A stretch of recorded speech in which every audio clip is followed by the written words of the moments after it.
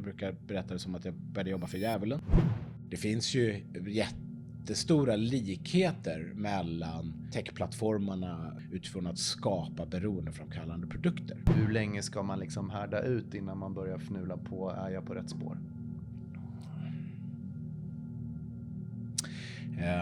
Så länge det bara går. Om du bygger ett bolag som behöver riskkapital finansieras, så kommer du som person alltid sitta i baksätet av bolaget. Det är snarare så att du ska misslyckas. Du ska stoppa upp saker och ting som är ofärdigt, som är felaktigt, som allt möjligt, för att du ska få insikt kring vad det är som är rätt. Efter ungefär 2 år så kraschade vi. Och då kraschade jag också. Hur är man en bra pappa då? Alla människor idag behöver ju kunna hantera sin egen och världens förändring på ganska snabbt. Så att jag tror att det här, för mig, så i och med att jag själv också befinner mig i stor förändring, så är det här för människor som befinner sig där, tror jag. Vad är det för förändring du befinner dig i just nu? Jag befinner mig framförallt i en professionell förändring där jag utmanar mig själv i de liksom, sanningar som jag satte upp för kanske 15 år sedan ungefär. I att, vem är jag? Varför gör jag det jag gör? Vad är det för någonting? Vad är det för typ av effekt som jag är ute efter att skapa? Och lite så här, professionellt, varför är jag här? Och samtidigt som jag då tittar på mig själv och tittar på omvärlden utifrån vad är det omvärlden runt omkring mig behöver och vad tror jag gör mest nytta i det. Så att det är en ganska många stora frågeställningar som jag slängde upp i luften i början på året. Liksom. Ja.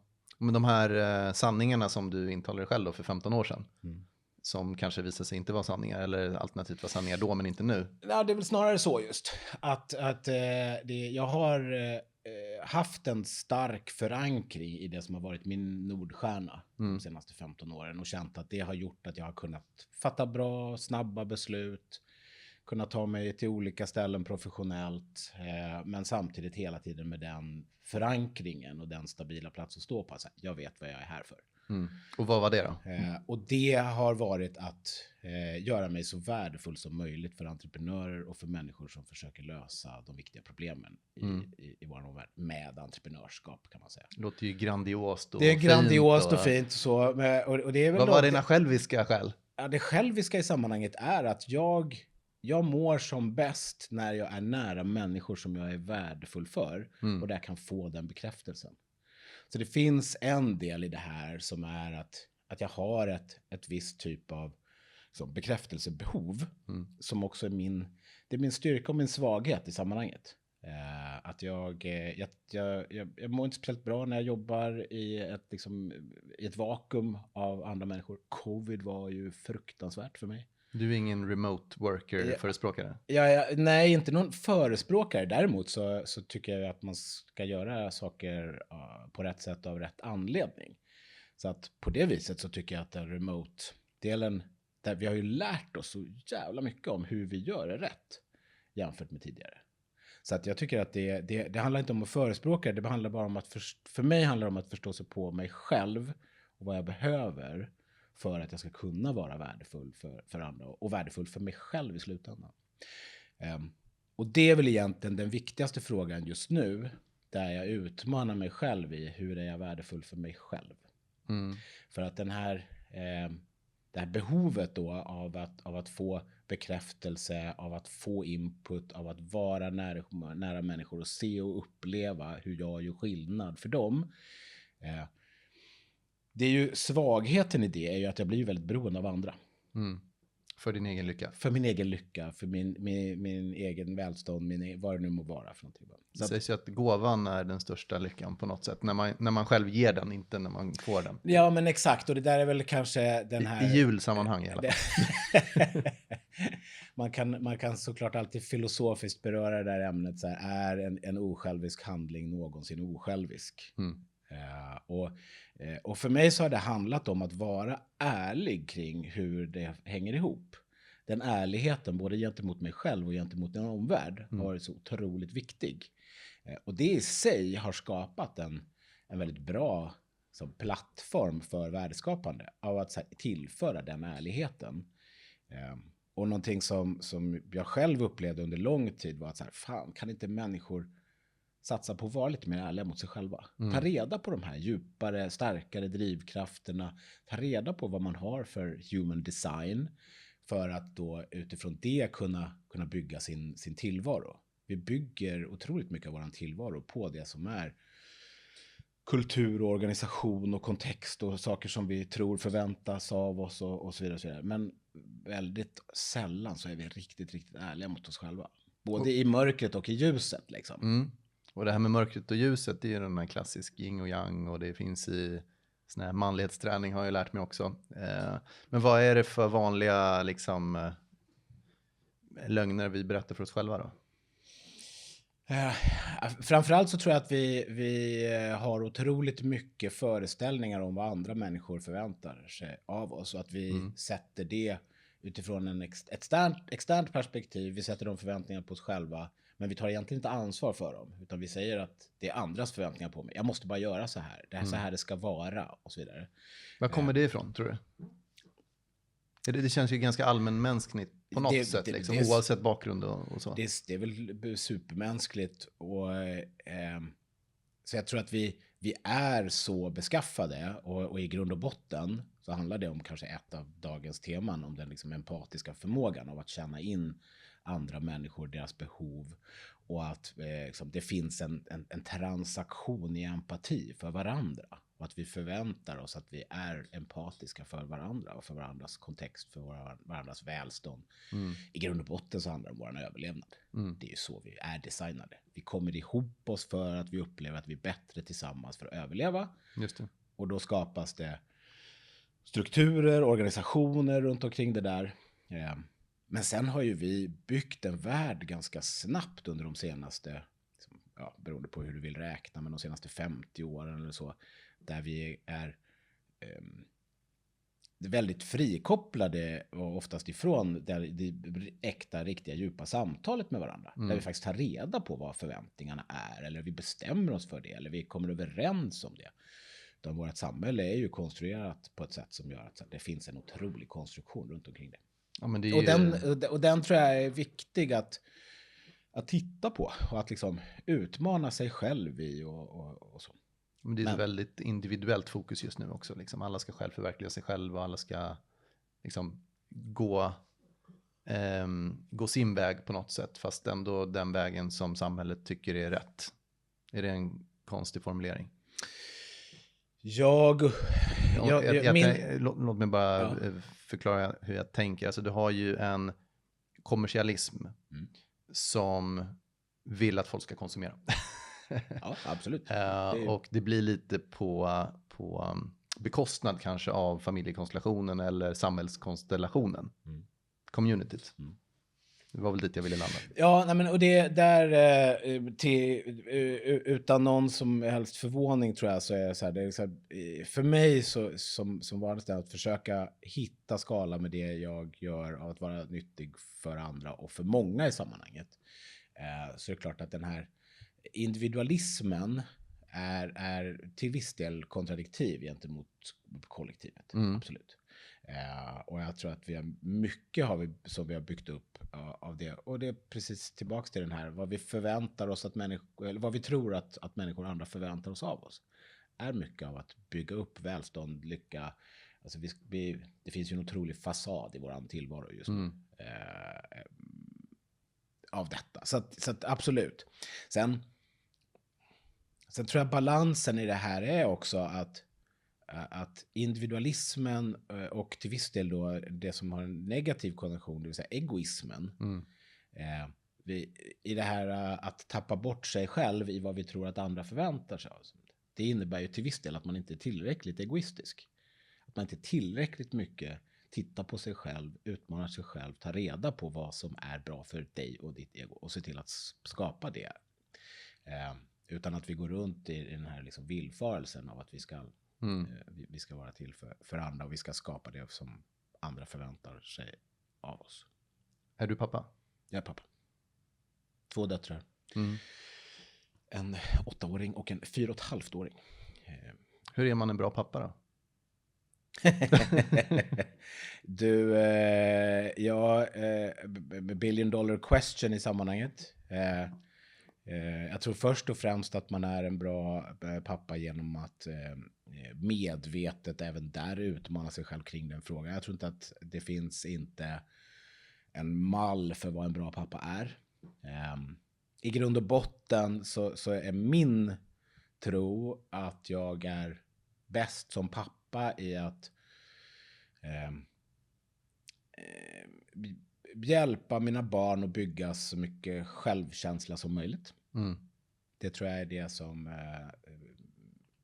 utan att jävligt snabbt kunna någonting om barnuppfostran eller vad det här är, men det är så här, så tror jag att det är det som bäst rustar mina och våra barn för framtiden. Har man en bra kompass i att ha en god självkänsla, då fattar man oftast bra beslut för sig själv och för andra. Men jag tänker, alla vet ju att det finns liksom ett före och ett efter att man får barn på något sätt. Liksom.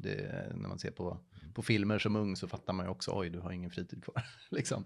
Men apropå liksom individens självförverkligande, jag menar, om man kikar på liksom TikTok-generationen eller Instagram eller whatever, folk är ute och man ska äta på restaurang och man ska gå på spa och man ska ha hobbys eller man ska sitta och spela tv-spel hela dagen innan man får barn. Och det är så samhället är konstruerat. Man ska konsumera och underhålla sig själv.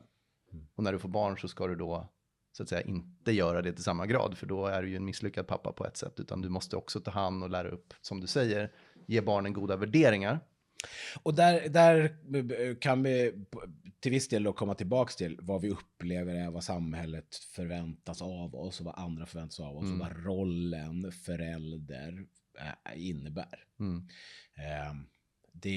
Samtidigt som det finns otroligt mycket tydlig forskning som baseras på, som säger att så här, det viktigaste som förälder, det är att vara lycklig. Alltså är du en lycklig förälder så är du en bra förälder. Just det. Så det innebär att du bör inte vara till för dina barn så pass mycket att du inte är till för dig själv. En del går ju för långt åt det hållet också, såklart. Och det tror jag är oundvikligt. Jag tror att den här liksom livsekvationen av att vara förälder är en omöjlig ekvation. Den går liksom inte ut. Du kan inte vara tillräcklig på alla staplar, på alla ställen, för alla, för dig själv, för den barn. Utan det handlar otroligt mycket om att vara okej med den otillräckligheten. Hur gamla är dina barn? Som så här, 4 och 8. 4 och 8, okej. 4 och ett halvt skulle Pixie rätta mig och säga. Ja, jag fattar. Men då är ju du ganska mycket i serve. Du är i deras tjänst där på något sätt. Kan man väl säga. Absolut. Ja då, för tusan. Det är man ju. För mina barn är ju några år äldre. Och då blir det liksom... Hur gamla är dina barn? 13, 11 och 7. Just det. Så att 7-åringen kräver ju fortfarande liksom, mer interaktion, men de äldre, de försvinner ju och vill inte ha med en att göra i princip.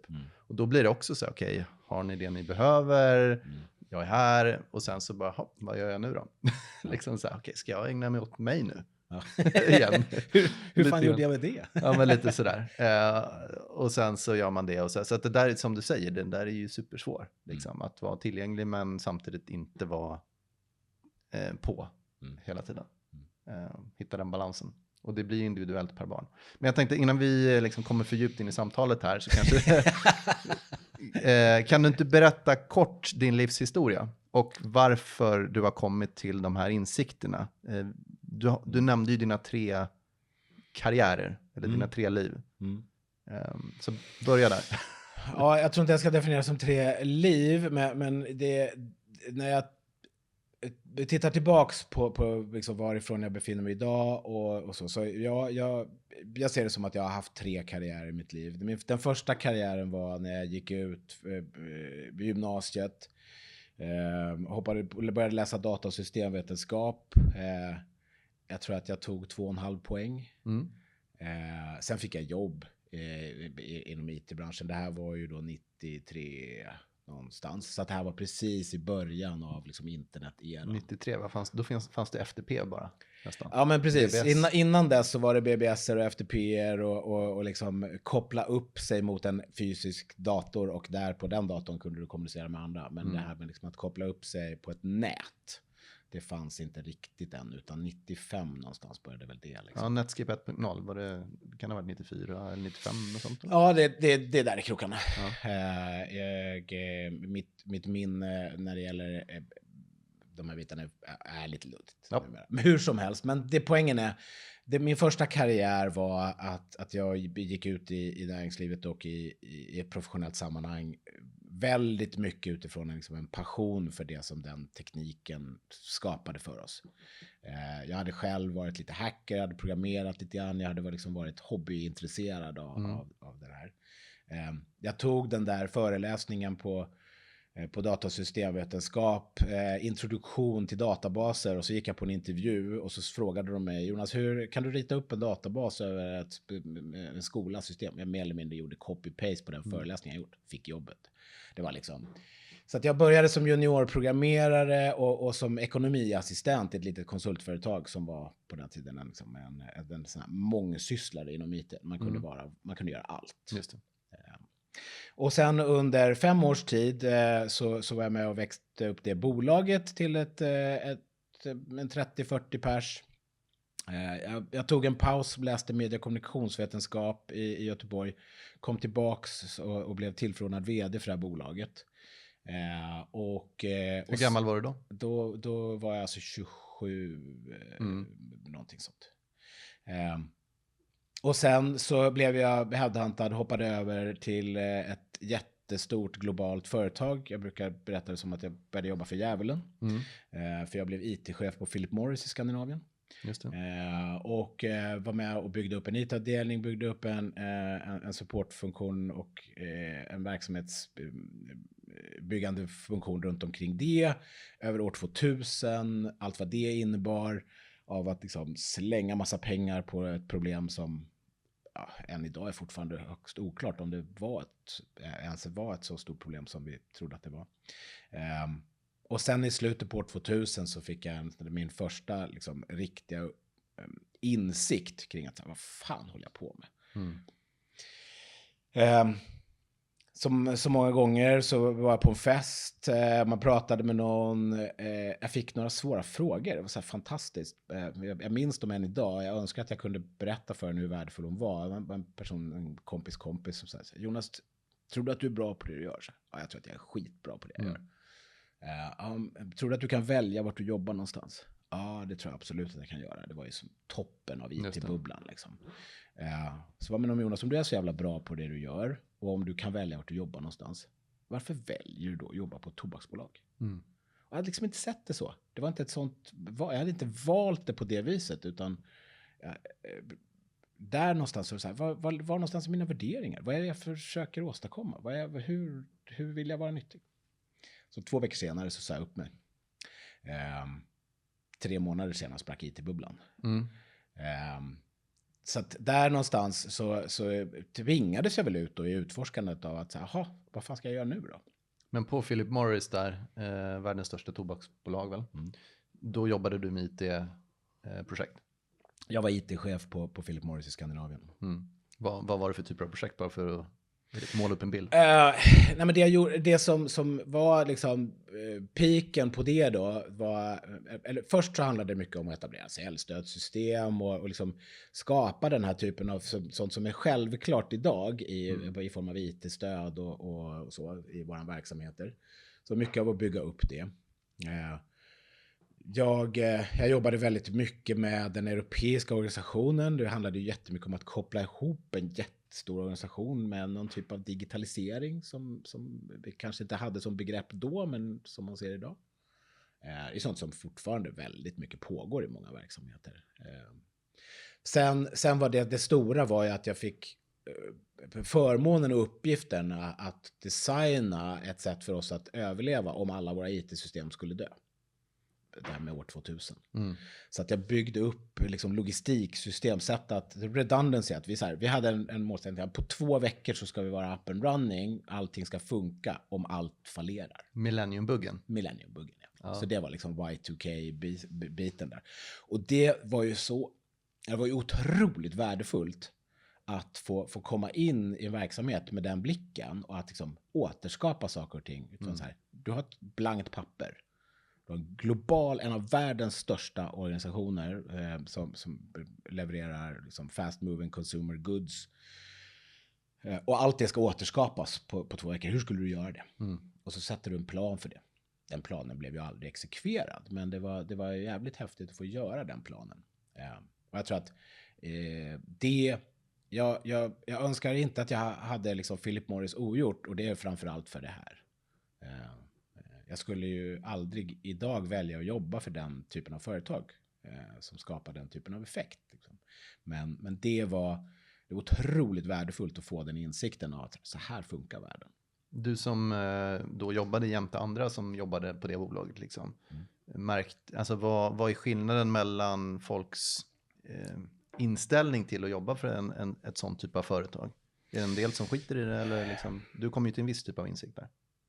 Alltså, för de har ju anställda uppenbarligen. Ja, absolut, och fortfarande.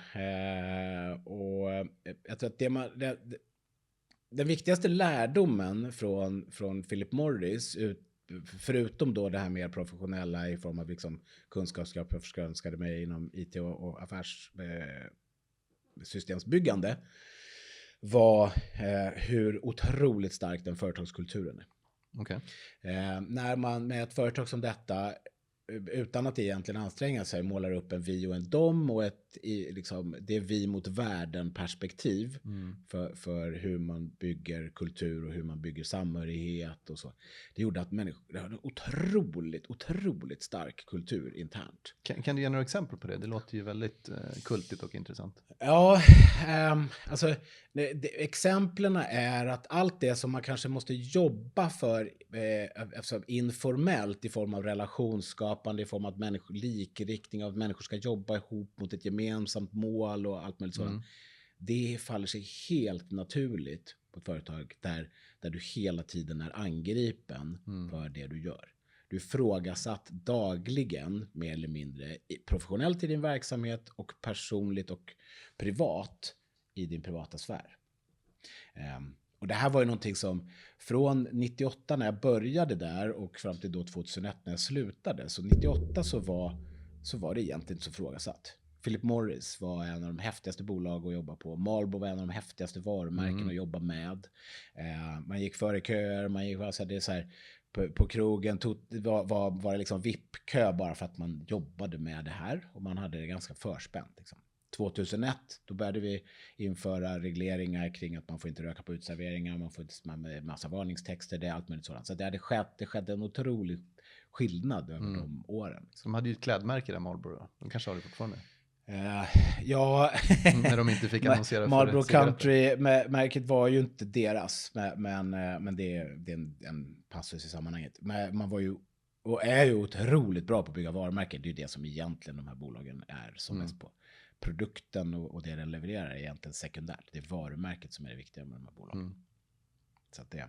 Men tillbaks till kulturen där då. Så att när man åkte mellan kontor i organisationen, man flyttades mellan där, så behövdes det väldigt lite av liksom, utbildningar, av facilitering och så vidare. Det var one big happy family. Det var det verkligen. Och jag tror att just att hitta ett sätt för alla företag att skapa lite av en konflikt. Vad är det vi krigar för? Vad är det vi är här för? Och liksom, även om det kan låta negativt, men att så här, vad är vi emot? Vilka är emot oss och vilka är vi krigar mot? Att definiera det och hitta den drivkraften i sitt organisationsbyggande. Det kan ju vara att så här, vi är emot en negativ samhällsutveckling, eller vi är emot människor som försöker driva en alternativ sätt att bygga business på eller att bygga produkter på. Liknande. Så här, definiera det och göra det till en stark skapa en stark närvaro av det i verksamheten. Är det skuggan då om ledstjärnan i ljuset på ett sätt? Ja, men till viss del. Så ett annat filosofiskt perspektiv som man kan ha på det är ju att så här, det finns egentligen bara två saker som har skapat snabb förändring här i världen. Och det är hot och starka ledare. Så att sätta upp ett hot, någonting som hotar oss, det är det som för oss människor driver oss väldigt starkt framåt. Ja, det används ju mycket politiskt, om inte annat. Absolut, och nu verkligen. Men om du pratar med entreprenörer i dina nätverk eller liksom personer som du vill ge värde till, hur skulle du kunna ge idéer kring just det här hotet? Liksom? Vad skulle man kunna börja gräva om man inte har något hot? Bra fråga. Det blir väldigt allmängiltigt. Men hotet är ju framförallt först och främst ens egen existens. Vad är det som gör att vi fortsätter att vara och verka och att vi är så här? Hotet är ju konkurrens. Väldigt ofta i startups så vill man hitta en position och ett narrativ och ett sätt att se på sig själv som är vi är unika, vi har inte konkurrens. För det första så är det ju aldrig så, för det finns alltid ett alternativt sätt att lösa det problem som man försöker lösa. Även om du är fantastiskt innovativ med hur du löser det, så finns det ju ett annat sätt att lösa det på.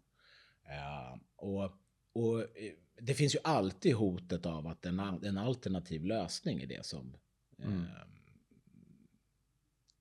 som blir det sättet som din marknad väljer att lösa problemet på. Men jag tänker att många tech-startup idag, det är ju liksom den här disruptiva, att automatisera, effektivisera, lösa ett gammalt problem på ett nytt sätt som förhoppningsvis är mer effektivt. Och då är den gamla lösningen hotet då kanske, eller?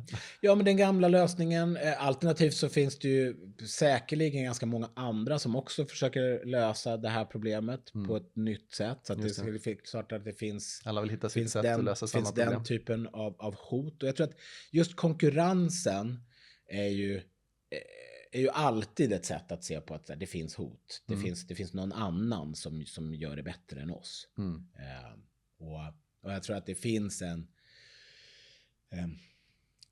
det finns någonting nyttigt med att känna att den är närvarande, att den liksom flåsar en i nacken och att det här är någonting som vi faktiskt måste kämpa för att möta.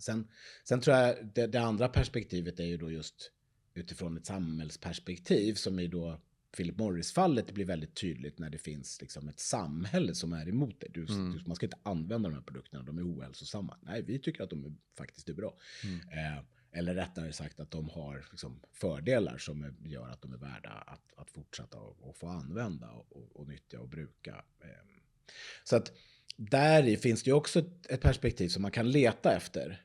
Vad är det för typ av utveckling som vi vill skapa och hur ser liksom hotet mot den utvecklingen ut? Också då på ett sätt att hitta en positiv drivkraft i det som möjligtvis är ett större samtal eller så i samhället. Så rökte du då på den tiden? Ja, det gjorde jag. Röker du fortfarande? Det händer, men jag har lyckats eliminera det från mitt dagliga liv. Men på den tiden, då var det liksom, nu är det ju väldigt, väldigt få som börjar röka av ungdomar typ. Ja, fast man börjar ju använda andra produkter idag. Ja, det kanske man gör. Såna här liksom smoke-free och vapes och sådant. Så att tyvärr så finns det ju där. Och Philip Morris har investerat jättemycket i den typen av produkter också. Så att, ja, men det är ju coolare än cigaretter kanske. Med lite peach-flavored. Ja, och det gör ju det till och med ännu mer tillgängligt för unga människor som är mer påverkansbara och som skapar nya vanor och så. Och det är kanske ett ännu mer effektivt sätt att transportera nikotin in i kroppen. Så att det är ju så här, det är det handlar om. Det påminner lite om när de hade de här alkoholläsken på Systembolaget som kidsen ville ha liksom. Ja. Och sen fick de ju sätta regler på det. Ja. Och det är väl någonstans, vi kan så här put a pin in that, för det är väl någonstans det som jag kanske gräver i ganska mycket just nu, är just liksom våran ansvar, våran etik, vår moral kring den typen av produkter och den typen av tjänster som vi levererar idag. För att det finns ju jättestora likheter mellan till exempel techplattformarna, Facebook, Twitter, Instagram, you name it, utifrån att skapa beroendeframkallande produkter. Och det som kanske är det mest tydliga där i likheterna mellan tobaksbranschen och den branschen är ju att branschen vet om vad det är för hälsonackdelar och hälsoproblem som man skapar, men man berättar inte det, och man är oärlig kring att man faktiskt bygger den typen av, och skapar den typen av effekter. Philip Morris och de Big Five Tobacco Companies, de visste ju många år att de sålde cancerframkallande produkter. De finansierade jättemycket forskare och liksom, PR och påverkanskampanjer för att dölja det under liksom 10-tals år. Men det är ju den fria marknaden och lobbyismen och så vidare, och amerikaniseringen. Alltså, upplever du någon skillnad mellan Philip Morris i Sverige då, på den tiden, jämfört med den amerikanska kulturen? Förlåt, ställ frågan igen. Men jag tänker mig liksom att alltså, du har ju tobaksindustrin, du har liksom matindustrin, du har big tech och social media, du har liksom alla industrier som blir stora, framförallt i USA där allting kan växa väldigt, väldigt stort om man har en beroendekoefficient i produkten. Jobbar ju med stor lobbyism och liksom, ja, men man muddying the water, och liksom som du säger, man köper forskare, man ser till att men det är inte alls sockret som är ett problem, utan det är ju fettet. Vi kör fat free som ett exempel liksom. Och det tror de ju fortfarande på till stor del i delar av USA. Medans fakta har ju funnits liksom i 50-60 år kring det. Nej, men så min fråga var egentligen bara liksom att okej, här har vi USA, Philip Morris är väl liksom en tydlig amerikansk organisation. Skiljer det sig här? Om liksom näringslivet och så skiljer sig alltså det är klart att det gör. Det finns ganska stora skillnader mellan det amerikanska näringslivet, det amerikanska politiska systemet, den amerikanska kulturen och det som har växt fram i USA under de senaste 100 någonting åren, grundat på vilka människor det var som liksom flydde och flyttade till USA. Så det kan man väl, det kan man borra i ganska mycket. Jag är ödmjuk i sammanhanget av att säga så här, jag kan väl inte tillräckligt egentligen om hur det här ser ut. Däremot så tror jag att det är otroligt tydligt att etik och moral i näringslivet det är ganska stora skillnader kring det. Vilket ansvar vi tar för vilka effekter bolagen har, huruvida konsumenter är intresserade av det, huruvida samhället reglerar det, och hur man ser på sin individuella roll och det som vi kanske lite var inne på tidigare, individualismen och som självförverkligandet. Och det är ju... Jag hade själv på 80-talet köpt den här liksom The American Dream. Självförverkligandet, du kan göra vad som helst och allting sådant. Jag var utbytesstudent i USA på 90-talet. Jag jobbade som sagt för det här amerikanska bolaget, och nu är man i techvärlden, har man jobbat med USA och den amerikanska kulturen, amerikanska företag, amerikanska investerare väldigt, väldigt mycket. Och det är ju en otrolig illusion. Men jag tror också i ärlighetens namn att liksom, lilla Sverige är också en jävla illusion.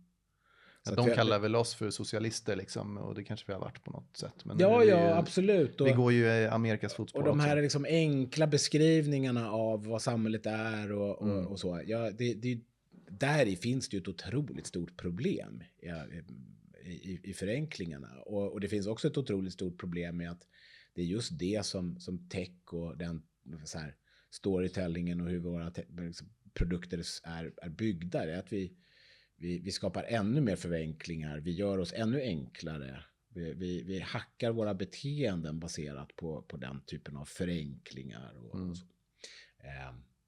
Och det finns som, om man tittar på det globalt så skulle jag säga att det finns 3 stora system i världen som alla funkar lite olika i det här. Och det ena är det amerikanska systemet, det andra är det europeiska systemet och sen är det asiatiska systemet och samhället och så. Vi funkar faktiskt rätt olika i grund och botten i det här. Varför vi fattar beslut, hur vi gör saker och ting, vad vi förväntar oss av samhället, vad vi förväntar oss av företag och vilket ansvar man tar och vilket ansvar man tycker att andra ska ta och så vidare. Så. Vad är nu när du har tagit upp det, vad är de största skillnaderna då mellan dessa? Nej, men det som det här är kanske inte det som jag är nyfiken kring det. Framförallt utifrån att jag älskar ju att bygga globala bolag och liksom hitta den typen av lösningar. Så att jag har ju varit inne i ett antal sammanhang där jag har sett liksom tårtbitar av det här kan man säga. Men vi kan ta privacy som ett exempel. Där jag har varit inblandad i ett antal projekt och ett antal ventures där man har byggt olika typer av produkter och tjänster som har varit kopplat till detta. Och då har du, när det kommer till privacy så är det så att i USA, huruvida du är medveten om eller ens intresserad av hur din data används, så är det så här, jag har släppt på det här så länge så att jag mer eller mindre skiter i det idag. Det här är inte någonting som är superviktigt, det är inte någonting som man upplever som vara en rätt stark drivkraft. Och man upplever också egentligen en ganska så här, man har i grund och botten liksom en tilltro till att de kommersiella krafterna löser det där. Kopplat till liksom grundläggande kommersiella kapitalistiska i det systemet. Och man förväntar sig inte att samhället ska ta så mycket ansvar för det. Man förväntar sig att man som individ möjligtvis kan, men man är inte så superintresserad av att ta de där ansvaren. GDPR är ju inte en stor grej där. Nej. Och tar den andra ytterligheten, men som ändå egentligen skapar samma grundläggande beteende, men som är så att i mycket av den asiatiska kulturen, då förväntas man sig att samhället tar det ansvaret. Och det är också okej. Jag överlämnar väldigt mycket av min privata sfär. Och man ser kollektivismen i samhällssystemet som är någonting viktigt. Och det innebär att det finns en mindre närvaro av det individualistiska och en väldigt stor närvaro av det kollektivistiska. Och att det liksom allt ifrån kommunistiska system men också till viss del religiösa övertygelser om att så här, det här systemet och vår omvärld tar hand om det här. Sätt upp kameror, filma mig, gör vad du vill, det är lugnt. Och det har ju bevisligen till viss del skapat väldigt säkra, högteknologiska samhällen. Det finns exempel på så här, gå i Tokyo och lämna din mobiltelefon och din plånbok på bordet. Du kan gå därifrån, komma tillbaka nästa dag. Det kommer ligga kvar. Samma sak i Singapore och andra sammanhang. Så här. Man känner sig otroligt säker i samhället på det viset. Så att därför är man inte heller speciellt intresserad av det. Medan i Europa, här vill vi ha GDPR, vi vill ha regleringar, vi vill ha den här typen av... Vi otroligt stor samhällsdebatt kring datasäkerhet, kring individens rätt att hantera sin data. Vi ser Facebook eller Ryssland eller Kina eller andra som stora hot när det kommer till att hantera och våran data och så vidare. Så vidare. För bara liksom, ser du det här som en skala där vi har USA på ena kanten och Kina på andra kanten och Europa mitten, eller ser du mer som en triangel? Jag har inte funderat på. Om man skulle rita upp det här som en modell. Is it a Venn diagram? Vilket typ av diagram är det? Hur ska PowerPointen se ut? Exakt, hur ser PowerPointen ut? Jag vet inte. Jag tror att man det där är ju ett sätt att beskriva saker utifrån vad är rätt storytelling för att förklara det kopplat till din kontext, till din lösning, till problemet och så vidare. Jag tror att du kan beskriva det på olika sätt beroende på vad det är för typ av budskap du vill få fram. Men krafterna är ju det är lite som de här liksom, det är 3 krafter som rör sig med och mot varandra. Så det är lite som 3 himlakroppar med gravitation som påverkar varandra. Så att jag tror mer att det är den rörelsen snarare än en linjär rörelse över en skala. Är det typ 3 cirklar som overlappar på något sätt kanske? Ja, men jag hörde nyligen, och jag har själv inte gjort någon som helst research på ämnet, men det finns en tv-serie idag som heter Three Human Problems eller Three Body Problems. Och jag har sett några avsnitt där. Jag tycker den är ganska häftig. Väldigt intressant sätt att berätta story på. Men jag var så här, fan, vad är det här Three Body Problems? Jag har ingen aning. Och tv-serien i sig förklarar det inte. Men sen fick jag det förklarat av en granne här i veckan. Han sa så här, ja, jag googlade det där. Det är just att det blir liksom ett kaossystem när three bodies som påverkar varandra. Jag tror att det är det lite det här handlar om. Det är liksom ett kaossystem där de här 3 delarna har liksom en gravitationskraft som också förändras i hur de förstärker eller försvagar varandra och så vidare. Men jag tänker liksom om vi backar tillbaka till liksom sociala medier, privacy, så är ju det en väldigt aktuell fråga som hanteras olika i de här 3 på de här 3 olika marknaderna, där Kina liksom sätter ner foten. Nej, barn under den här åldern får inte vara på något sociala medier eller game överhuvudtaget förrän det är 2 timmar på helgen. Eller människor får överhuvudtaget inte konsumera den här typen av tjänst. Man stänger av, man spärrar LinkedIn, man gör det. Alltså det är så här, det är lite totalitärt. Väldigt men totalitärt, baserat då förmodligen eller eventuellt på någonting som är positivt kanske. Jag vet, någon typ av data. Och sen har du ju liksom kapitalismen borta i USA som är så här, nej men fan, det här löser sig. Vi kör på. Vetenskapsapproachen på ett sätt med finansiering. Och sen Europa i mitten då som är lite så men vi tittar lite där, men vi tittar lite där, vi ska reglera, men det ska ändå vara fritt och vi vet inte riktigt liksom. Så att det var väl lite så jag utifrån den kontexten. Jag tror att det är precis vad du säger så här, beroende på vad du vill förklara så har du det absolut så i vissa sammanhang. Sen har vi att göra med människor och kulturer som också lite grann, alltså, du kan ju inte alltid hela tiden skära världen i de här tårtbitarna. Det finns andra tvärsnitt som gör att krafterna är mer komplicerade än så. Men vi vill ju alltid förenkla i system som människor så att vi förstår världen eftersom vi inte kan förstå den annars. Liksom. Så att det är väl mest det jag försöker Nej, men det är göra på ett precis sätt. Det. Och jag tror att det är det som jag försöker säga att det finns flera sätt att illustrera det på. Och ett sätt är absolut att säga att det finns en middle ground i Europa. Det finns det väl. Men jag tror att skulle du sitta ner med intressanta människor i Singapore som gör samma analys, så är jag inte säker på att de skulle sätta Europe och Europa som en middle ground. Det beror ju på från vilket perspektiv du tittar. Liksom. Såklart. Och kanske också för att vi i våran lilla exotiska svenska nordiska kontext har liksom i över 200 års tid befunnit oss i en liksom neutral zon. Så det är ju så vi ser på världen. Så vårat perspektiv på det är ju väldigt grundat i det. Vi har ju Bullerbyn på något sätt som grund.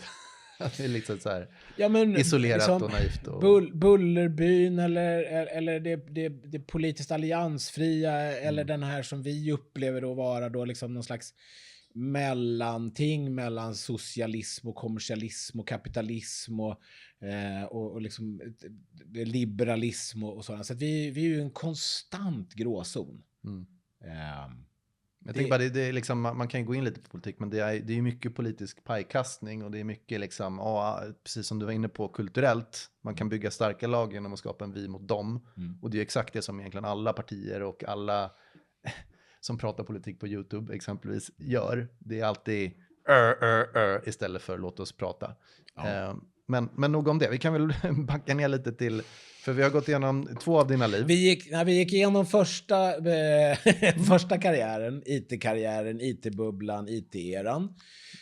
Sen nästa del var då att då gick jag in i mitt eget entreprenörskap kopplat till min känsla av att så här, jag vill vara till nytta här i världen. Det jag bygger, det jag skapar, det jag försöker förverkliga behöver ha det. Jag hittade min egen första starka drivkraft i det. Och det sammanföll med då att man började diskutera socialt entreprenörskap. Det började liksom dyka upp som ett begrepp. Så att jag involverade mig ganska mycket i det. Jag involverade mig i Social Entrepreneurship Forum som var liksom en första talk tank runt omkring detta. År och plats? 2002, 2003, någonstans där då. I Stockholm? I Stockholm. Ja. Stockholm och Göteborg ska sägas. För att jag pluggade i Göteborg då 97-98. Och sen mellan 97-98 och egentligen fram till 2007-2008 någonstans där så flyttade jag mellan Stockholm och Göteborg 6 gånger. Kunde inte riktigt bestämma dig. Jag kunde inte riktigt bestämma mig. Jag var lite rastlös. Jag blev kär. Jag hittade ett projekt. Jag gjorde lite saker. Så jag har liksom mina 2 starkaste förankringsplatser är Stockholm och Göteborg i det sammanhanget. Och det här gjorde att jag startade catering- och eventbolag. Jag jobbade med affärsutveckling. Jag sålde lite IT-konsulttjänster. Jag gjorde lite allt möjligt som en diverse sysslare i sammanhanget av att försöka hitta ett sätt att kombinera mitt entreprenörskap med det här samhällsengagemanget och testa det. Och sen när 2004 tror jag det var, så hoppade jag på ett projekt tillsammans med ett gäng fantastiska tv- och filmskapare där vi startade en tv-kanal. Och det här var ju då under nästa ganska stora förändring i världen, det var i våran lilla värld, och det var digital-tv-revolutionen. Så tv-mediet och det sättet att berätta revolutionerades i våran lilla värld. Det diversifierades. Det skapades massor med olika typer av tv-format. Det var Aftonbladet TV och det var DI-TV. Och det här var ju långt innan YouTube typ. Ja, alltså YouTube fanns ju, men det var ju långt innan vi hade blivit YouTube-konsumenter på det sättet. Jag hörde att YouTube började som en dating-sajt. Det visste jag faktiskt inte. Ja, det är mycket som har börjat med den typen av grundläggande man gör något, man måste ta första spadtaget ju. Och sen får man men det är ju dating och sex och liksom den typen av drivkraft för oss människor är ju alltid på något vis närvarande. Det är en ganska bra drivkraft att börja bygga business utifrån. Vi gjorde inte det. Däremot så hittade vi en litet loophole i lagstiftningen runt omkring tv-reklam som gjorde att vi kunde våran tv-reklam var ju då väldigt hårt reglerad av att vilken typ av tv-reklam man fick och får fortfarande göra kopplat till vilken tv-reklam man får sända till privata konsumenter. Men det finns egentligen ingen reglering för till vem man får sända i kommersiella lokaler eller sammanhang och sådant. Så att vi hittade att på hotell så får man göra reklam för sprit och alkohol till exempel. Utan att behöva vara anpassad till de regleringarna som finns. Och du då som Philip Morris kände ju till de bitarna och så vidare. Men också, jag har ju i grund och botten en ganska liberal ådra i mig som upplever att sådär ansvarstagandet, det är inte lag som behöver ta det ansvaret, utan att det är faktiskt upp till oss som bygger företagen och skapar tjänsterna och produkterna att ta ansvar för hur det levereras och men i grund och botten så var det så att det är så här, vi hittade den nischen, det vill säga vi kunde tillföra en möjlighet för lite mer kreativt reklamskapande gentemot en målgrupp som är stark, det vill säga resenärer som kommer till Stockholm. Och resenärer som kommer till storstäder generellt sett. Vår mål var att bygga upp en tv-kanal som skulle bli en global franchise kan man säga. Med destinations-tv som vi kallar det. Vi var bootstrappade, vi fightades mot stora mediajättar på den tiden och fick upp det up and running i Stockholm. Vi hade at the peak så hade vi nog 70% av hotellrummen i Stockholm visade våran tv-kanal. Men vi lyckades inte kriga tillräckligt mycket om den här reklamkakan. Vi var reklamfinansierade. Och efter ungefär 2 år så kraschade vi. Och då kraschade jag också. Och det var min största och första riktigt stora misslyckande i livet. Så att När du säger krasch, då menar du utbränd typ, eller? Ja, det kallades ju det på den tiden, att man var utbränd. Det var ju Vad kallas det nu? Utmattningssyndrom kallas det. Ja, men utbränd kan vi väl kalla det informellt. Liksom. Men man hade ju inte riktigt ställt diagnoserna och man hade inte riktigt kommit fram till vad är utbrändhet för någonting. Idag finns det 2 delar av det. Det ena är utmattning och det andra är depression. Just det. Och de behöver inte egentligen vara samma sak och hänga ihop. Det kan vara det ena eller det andra. Det kan vara 2 bollar. Ja. Så att, och det kraschade hårt. Det tog mig ungefär 2,5 år att komma tillbaks från det. Men hur märkte du det? Liksom? Hur kände du det? Väldigt påtaglig panikångest. Det var väl den liksom, tydligaste delen. Så att jag, stressen, pressen, utmattningen och det som då liksom var blev en djup depression skapade den typen av effekter som bland annat då panikångest och liksom dödsångest och kunde sitta i ett hörn och hyperventilera och tro ärligt talat att jag skulle dö. Hade du någon familj då, eller? Jag hade en sambo som jag var fantastiskt duktig på att dölja det här för. Kraschade den relationen i samband med det här. Men och sen ska det väl sägas att det viktigaste och den värdefullaste resursen som jag hade då och som jag har fortfarande är att jag har en fantastisk familj, fantastiska vänner och ett väldigt stort engagemang från människor runt omkring mig som också var ett otroligt stort skyddsnät när jag väl hamnade i det här. Men det som var delvis roten till det onda här, det var att jag hade involverat alla dem själva i en slags förväntans ekvation. Investeringar, engagemang runt omkring den här verksamheten som jag hade bygga. Så jag upplevde att jag hade involverat alla i det här. Alla förväntade sig saker av mig. Så jag kunde inte vända mig till någon och liksom öppna upp mig kring det här. Du har packat ryggsäcken tungt och sen kunde det du var inte liksom, gå. det var skygglappar på, ta bort allting som jag egentligen visste var värdefullt för mig. Det var många saker i det där. Och, alltså, det är liksom en annan podd i sammanhanget att dyka ner i. Jag delar jättegärna med mig av det. Men jag tror att utifrån dagens kontext så är väl det viktigaste i det var att det är så här, genom att hamna på en sån rock bottom som jag gjorde då och att bygga upp mig själv i det, så fick jag ju den förmånen av att då på riktigt utmana mig själv och titta på mig själv och ta reda på vem fan jag är. Vad det är som är mina drivkrafter och vad det är som gör att jag mår bra och så vidare. Och det var där den här liksom grundläggande drivkraften och insikten kring den drivkraften om att säga, jag vill bygga människor. Det är det jag är här för. Men då pausade du i 2 år och försökte... Ja, det kan man säga. Jag pausade är väl en definition på det. Men jag var sjukskriven i drygt 2 år.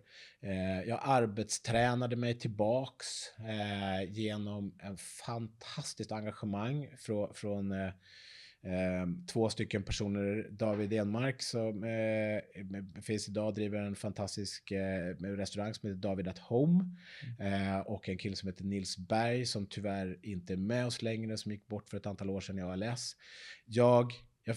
Jag hade haft dem som kund och samarbetspartner i ett catering- och eventsammanhang tidigare. De lät mig komma in och arbetsträna hos dem. Alltså, jag blev så här lite emotionell bara jag pratar om det, men det var så här, vilken fantastisk grej att så här, ta in en person som mig och bara säga, ja men kom och jobba hos oss och häng här och jag ser till att bara så här, för att skapa den här kontexten av att återigen börja utforska hur jag är värdefull och få den här typen av liksom självbekräftelse och andras bekräftelse. Det var fantastiskt. Så jag sakta men säkert så arbetstränade mig tillbaka i en ganska safe zone där jag inte var vd för ett nytt bolag, utan jag jobbade som projektledare för catering och event, så bygga möten och mötesplatser och sådant som jag då älskar att göra. Så att det var väl...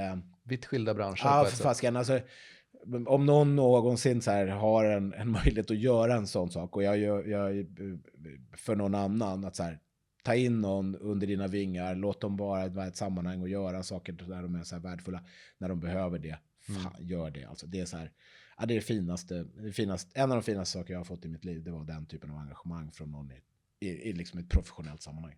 Alla vill ju känna sig uppskattade och värdefulla. Ja. Och alla känner sig väl kanske lite inte så. Ja. Och det är den ekvationen som du allra mest behöver när du ska komma tillbaka från en sån här sak. Ja. Att sakta men säkert med liksom lite mera insats få utväxling på att så här, du är värdefull. Men hur kan man stötta liksom gemene man? Finns det något allmänmänskligt? Eller är det bara att man tar sig tid för andra människor och hjälper till, eller? Alltså du som har gått igenom ett antal. Ja, alltså jag tror att transparensen, öppenheten, ärligheten från oss alla av att så här, det är fan hårt och svårt. Och jag mår dåligt ibland. Och den här Instagram-ytan och vad det nu är för någonting som vi alla har, alla, men absolut inte alla, men många målar upp idag. Låt det få vara lite cracks i den fasaden och ytan. Visa upp det som är mörkret. Visa upp det som är svårigheterna. Prata om det också. Jag tycker att det är någonting som har blivit mycket mer vanligt idag. Jämfört med för lite mer 15 år sedan när jag gick på den här smällen första gången. Men det tror jag är det viktigaste. Make it safe. Skapa en safe zone, gör det möjligt att vara liksom hela den här människan som vi faktiskt är. Det kan alla göra på sitt sätt. Tacksamhet och uppskattning känns ju som en pusselbit där på ett sätt också. Och sen är det absolut, alltså vi kan alla vara bättre på att ge feedback, tydliggöra för människor hur värdefulla de är. Lyfta luren, vad det nu må vara för någonting. Men jag vill inte lägga det på, för det tror jag så här, det är också en sån här sak som alla människor går och känner sig så jävla otillräckliga kring. Jag ringer inte den, jag gör inte den och så vidare. Så att det är så här, det finns en balans i det där i att inte lägga det ytterligare som någonting som vi ska uppfatta som att vi borde göra och som samhället förväntar sig av. Och den här härliga podcasten som jag lyssnade på också berättade för mig att jag skulle göra. Och så går jag därifrån och jag känner mig otillräcklig för att jag inte är tillräcklig för andra. Men kan vi inte istället motivera då att lyfta på luren då? Alltså. Ja, men jag tror att det är så här, för ibland måste man ju också göra någonting för att något ska hända. Ja, och jag tror att den biten är väl snarare av att så här, slänga ut tentaklerna, känna efter, ställa en extra fråga, ta reda på lite grann hur människor runt omkring dig mår. Våga ställa de frågorna. Inte utifrån att så här, jag förväntas att, utan att våga peta på lite oömma områden och våga ställa frågor till människor runt omkring dig. Så jag har sett att du har sett lite härjad ut här på sista tiden. Så här. Hur känner du? Hur känns tillvaron just nu? Och så den här öppna frågan, inte liksom tvinga av människor deras, det är så här, hur mår du egentligen? Alltså det blir konfrontativt, men att öppna upp för en möjlighet att släppa på det. Jag tror många har en tung rustning och en del har kanske aldrig tagit av sig den heller. Nej. Och då kan ju det bli ganska obekvämt om man kommer och är den här känslomässiga personen också och frågar liksom att nej men fan skit i det du. Och så biter man ihop. Hur kan en sån person tänka om det är någon som känner igen sig i det enligt din erfarenhet? Liksom? För att vi vill ju mötas allihopa, men ibland kommer ju egot emellan. För min del så har det varit att det jag har använt som verktyg är att dela med mig av mina egna erfarenheter, och det har skapat en fantastisk safe zone runt omkring mig. Jag kan ta ett tydligt exempel på det som är in i min nästa professionella era. Men jag var ju då på Ericsson under pandemin. Jag mådde väldigt dåligt under pandemin. Jag blev också deltidssjukskriven under pandemin för att jag till slut upplevde att så här, jag är på väg in i samma snurra som jag var en gång i tiden när jag blev utmattad. Men var det på grund av isoleringsbiten? För du känns som en väldigt extrovert person. Ja, men det var ju så. Det var skillnaden i det här jämfört med tidigare när jag när jag då liksom valde att ta bort bort saker i tillvaron som var värdefulla för mig, så gjorde ju pandemin det åt mig. Och så kämpade jag med att försöka skapa andra sätt på att göra det. Jag hittade nya format, jag gick och tog walks and talks, jag vet så här, nya sätt att få den typen av input och stimulans och energi som jag behövde. Och kämpade med det som tusan.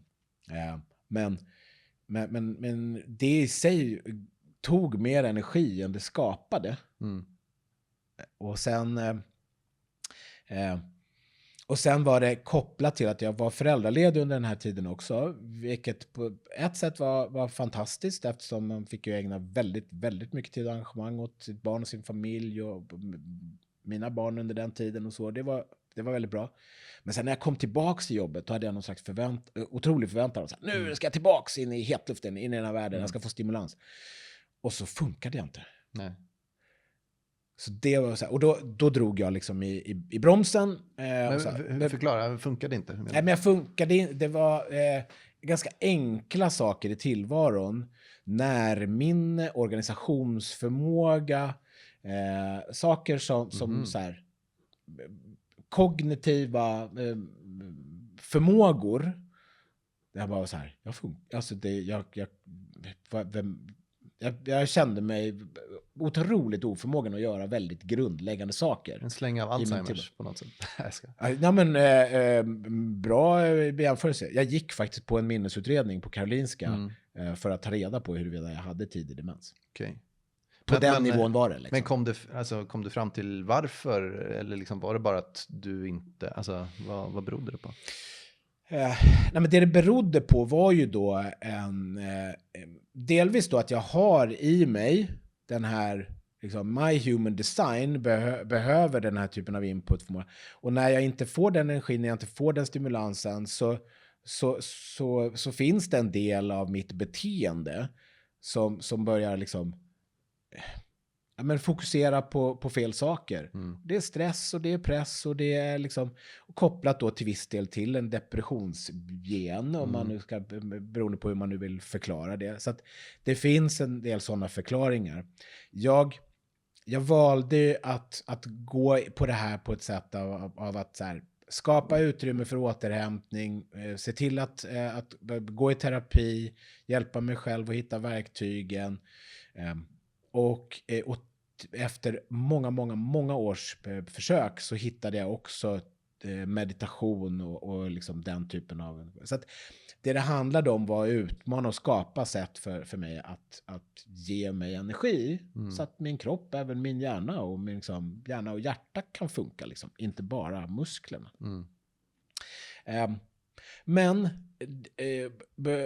återigen, den personliga resan är det här och insikten och så vidare, det är liksom det är lite av en annan del. Men det jag gjorde och som upplevdes av många som ovanligt var att jag var väldigt öppen gentemot kollegor, gentemot människor runt omkring mig, gentemot organisationen som helhet. Ericsson är en jättestor organisation. Jag var publik och transparent kring det här. Jag gick även internt och frågade dem, vart kan jag vara någonstans och arbetsträna? Alltså så här, jag hittade ett sätt att gå till en annan avdelning några månader och jobba med liksom, kommunikation och möten och bygga nya digitala format för communitybyggande. Sånt som jag är passionerat intresserad av och som jag kunde känna att så här, nu kan jag komma tillbaka och känna mig värdefull och så tillbaka till det. Så en av lösningarna som jag hade. Och det här gjorde att människor runt omkring mig sökte upp mig för att prata om hur de mådde. Är det för att du kunde visa dig sårbar? Jag kunde visa mig sårbar, jag kunde visa mig... men jag skapade väl förhoppningsvis en trust, en tilltro till att jag var en person som man kunde anförtro sig åt i det här sammanhanget. Om jag nu var öppen kring det här gentemot andra, då kunde man komma till mig och prata om det. Och jag fick också väldigt mycket tacksamhet och liksom...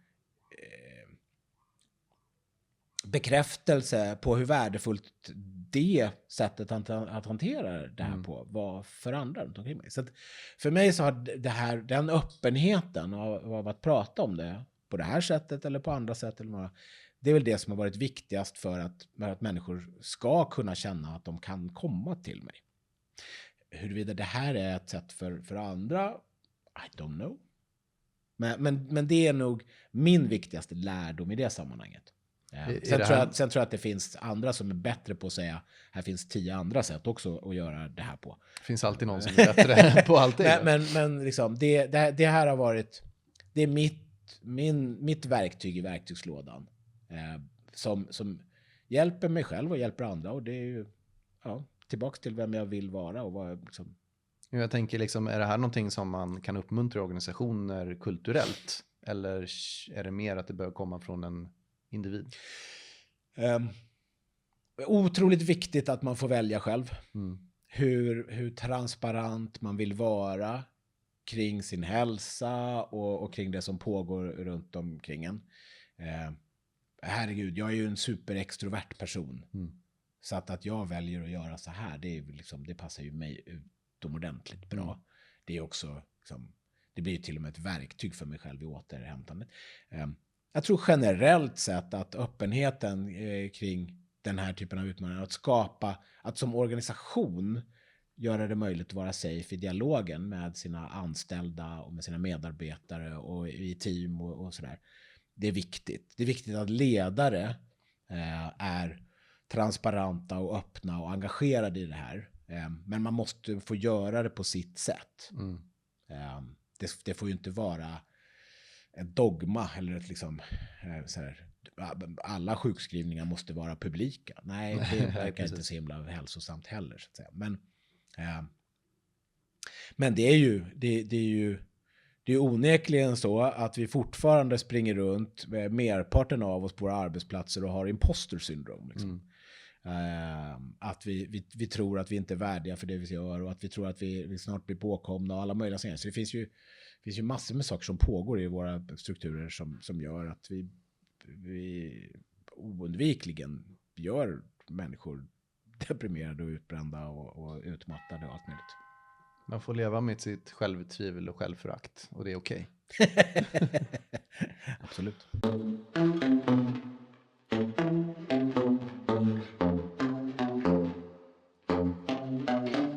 Utifrån att när jag då kom tillbaks från min egen utmattning, depression och utbrändhet och så vidare, så började jag då jobba för första gången med att hjälpa andra människor att starta företag och bygga bolag och så.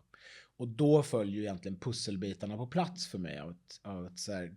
Jag har under hela min tidigare karriär hållit på med entreprenörskap och bygga produkter och bygga tjänster och varit otroligt intresserad av tech och så vidare. Och det var den världen vi var på väg in i då. Så att därför så bestämde jag mig där och då för den här liksom riktningen och nordstjärnan av att jag ska göra mig själv så värdefull som jag bara kan för entreprenörer, för bolagsbyggare, för investerare, för de som ser till att vi löser förhoppningsvis viktiga problem i vår tillvaro. Och sen de senaste 15 åren så har det varit en brokig bana av att det började på Venture Cup där jag under 4 års tid var engagerad i framförallt studenter och deras möjlighet att förverkliga sina affärsidéer och starta bolag. Jag var entreprenör själv, framförallt kopplat till communitybyggande och relationsbyggande, och som blev ett väldigt, väldigt viktigt verktyg för mig där. Drev ett bolag som heter Connectify tillsammans med min co-founder Oscar. Startade Startup Grind i Sverige och i Norden tillsammans med Per Klingveld och ett fantastiskt gäng människor runt omkring oss. Sen under ett antal års tid så jobbade jag på Business Sweden med ett regeringsuppdrag av att göra Sverige bättre på att supporta scale-ups. Jag jobbade på Ericsson och var med och byggde upp en intern inkubator för intraprenörskap och intraprenörer. Och göra det möjligt då för människor i ett bolag att också skapa nya produkter och tjänster och förverkliga sig själva i det. Och sen var jag under det senaste året så byggde jag upp Cedars och Republics globala plattform för privata investeringar i onoterade bolag. Så var Norden-chef där. Och sen så kapades finansieringen till den Europa-expansionen som jag var inblandad i. Så att sedan i januari så fick jag möjligheten att egentligen då liksom fundera på, nu har det gått 15 års tid ungefär med den här riktningen. Och sen dess har jag då funderat på att utforska den här frågan. vem är jag i det här? Vad behövs runt omkring mig? Och hur ska jag koppla ihop det? Och vi kan ju komma tillbaka till hur framtiden ser ut. Men eftersom du har varit så involverad i olika inkubatorsammanhang, community-sammanhang med unga entreprenörer, kanske studenter då, kan man tänka sig från Handels-KTH, den typen av... Ja, men det var ju från början så jag liksom hela spektrat egentligen från de här tidiga early unga entreprenörer, studenter, de som försöker starta sina första företag, till att jobba med de brightest shining stars, the unicorns, the whatnots, av att bygga både då globala scale-ups till att också bygga och skapa förändring och förmåga i corporate-sammanhang och de här stora strukturerna. Ja, men det som jag vill komma fram till lite grann, dina insikter kring liksom, när du säger ge värde till den här målgruppen. Vad liksom är de vanligaste sakerna som du ser eller som du coachar i, eller liksom frågor som dyker upp, eller kan du identifiera om det här är en framgångssaga in the making och nej, men det här kommer till, alltså vad kan vi destillera ner det här till? Ja, det är ju egentligen två frågeställningar. Det ena är ju hur är jag värdefull? Och det andra är ju liksom, hur ser analysen och receptet ut för det man bygger och det man skapar, och hur ser man skillnad på vad som är ett potentiellt framgångsbolag eller inte. Och om vi börjar med det senare så är det klart, alltså det receptet, det är ju för det första billion dollar question. Men det jag tror alla alltid poängterar i de här sammanhangen är ju att det i grund och botten så är det människor som ska göra det, och det är deras förmåga som är det viktiga. Det finns någonting väldigt viktigt med erfarenhet av att kunna då ha, om man inte själv har erfarenhet, så att samla erfarenhet runt omkring sig. Det tror jag är en av de liksom viktigaste byggklossarna i att bygga ett nytt framgångsrikt bolag. Är det första gången man startar ett bolag, se till att samla människor runt omkring dig som har startat bolag några gånger och som både har lyckats och misslyckats, och som vars erfarenhet du kan dra nytta av i form av co-founders, i form av advisors och så där. Bygg ditt stödsystem runt omkring det.